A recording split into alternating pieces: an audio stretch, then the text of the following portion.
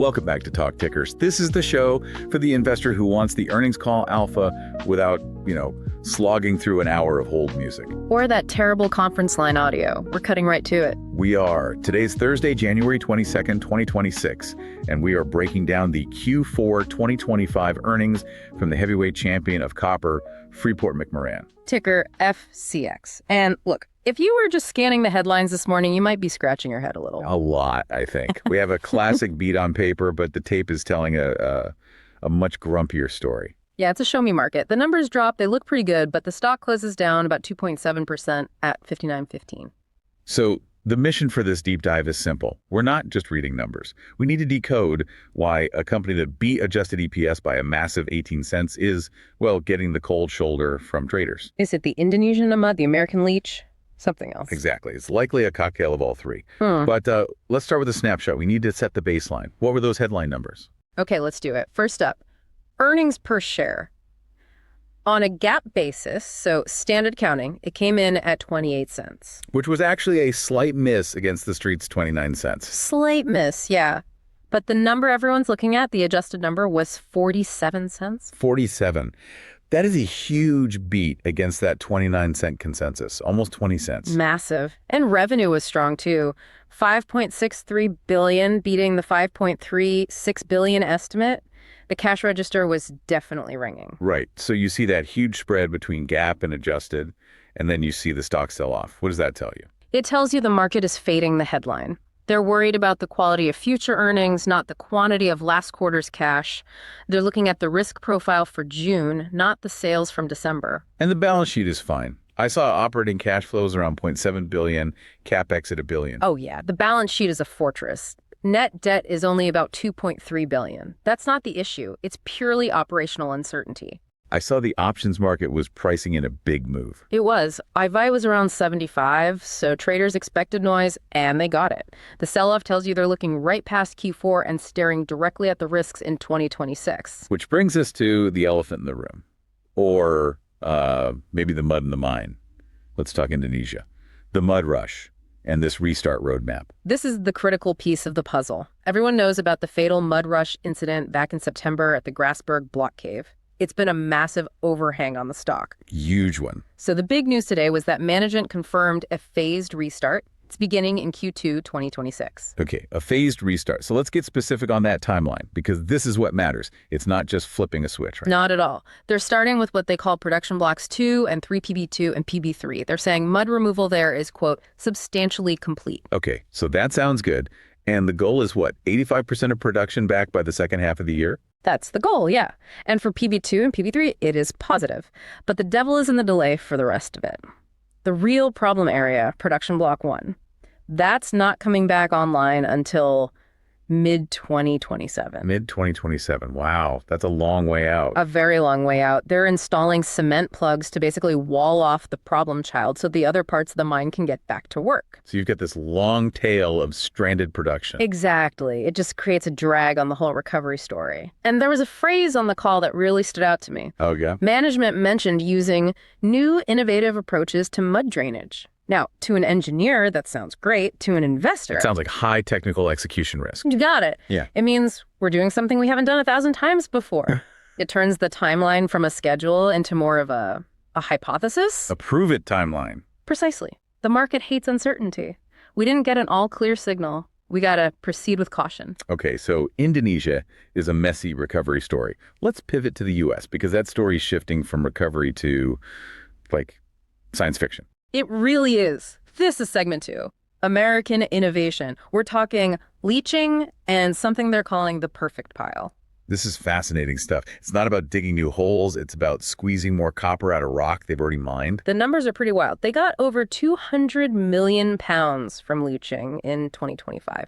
They're targeting 300 million for 2026. And the long-term goal is 800 million pounds a year by 2030. Just to put that in context for you, 800 million pounds is like discovering a brand new, massive Tier 1 mine. But without any of the mining costs. Exactly. The rock is already just sitting there, and they're not just pouring acid on it anymore. They're using additives, and this is the cool part, heat. Heat. Yeah, at the Chino mine in New Mexico, they started a new stockpile yesterday called the perfect pile. The perfect pile. It sounds like something from a cartoon. It does, but the tech is real. It's an engineered heap where they inject chemical heat. It accelerates the whole process, gets the copper out faster and more completely. So why should I, as an investor, care about a warm pile of rocks in New Mexico? Because it just destroys the cost curve.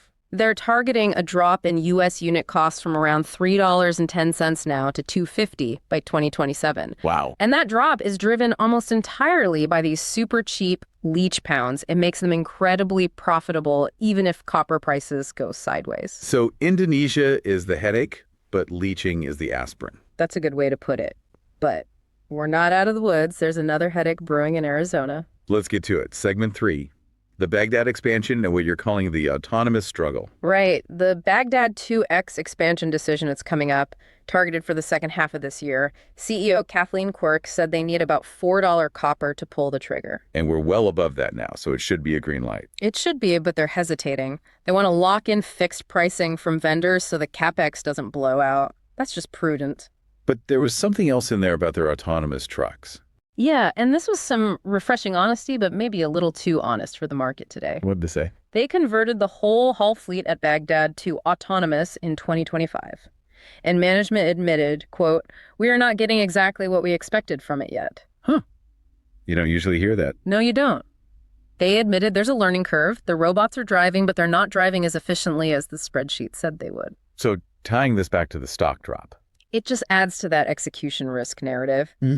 You have the mud risk in Indonesia, and now you have the admission that the fancy robot trucks aren't quite perfect yet. It just creates a sense of drag. It all feels like it's almost there. The tech is ramping up.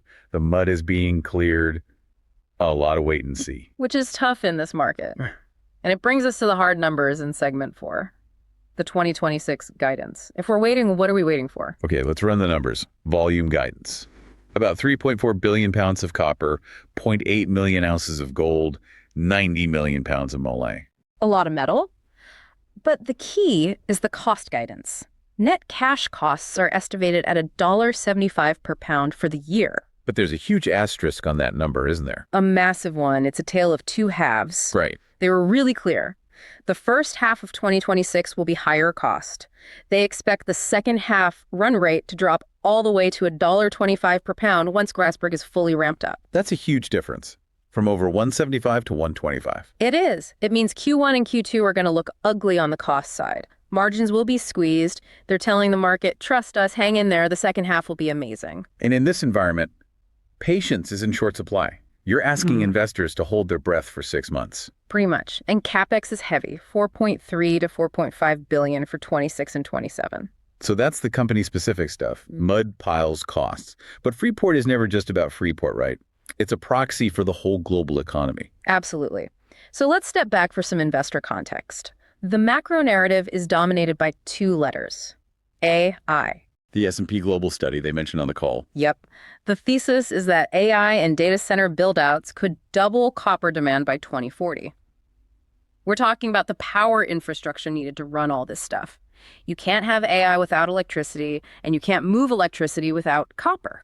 And Freeport is basically a levered play on that thesis. The torque is just wild. The sensitivity is staggering. I ran the numbers. For every 10-cent change in the price of copper, Freeport's annual EBITDA swings by about $415 million.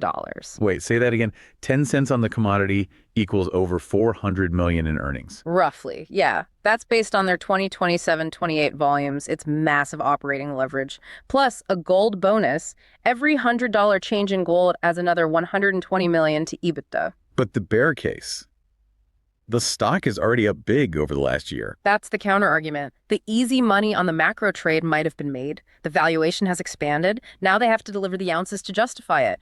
The market is saying, we paid you for the AI boom. Now show us the copper. What about substitution? People switching to aluminum. Management basically said if substitution is happening, it means copper prices are so high that copper investors are already winning. It's a good problem to have. All right, we've analyzed the mud, the piles, the robots. Now it is time for our favorite segment. Legal wants me to remind you, this is not financial advice. We're just reading the tea leaves for entertainment. But if we were running a hedge fund pod?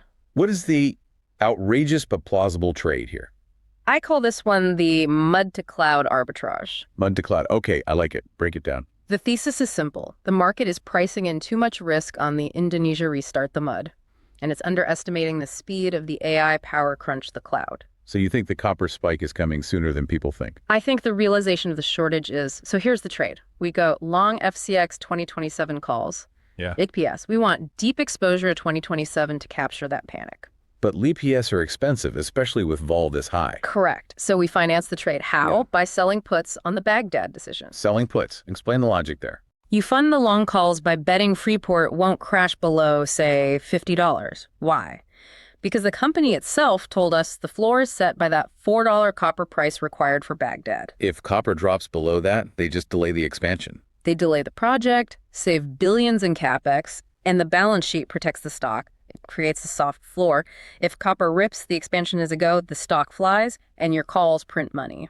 So it's heads I win, tails I own a cash machine at a discount. You're using the company's own capital discipline as your stop loss. I love it. It's wild, it's dangerous, it's completely plausible. And again, don't do it. Definitely don't do it, but it's a fun thought experiment. So let's bring it all home. Final takeaway for the listener. It's a mixed quarter. Great adjusted numbers, but the market wants perfect execution on Grasberg, and the timeline is messy. The first half of 2026 is going to be noisy and high cost. And for me, the final thought is that perfect pile.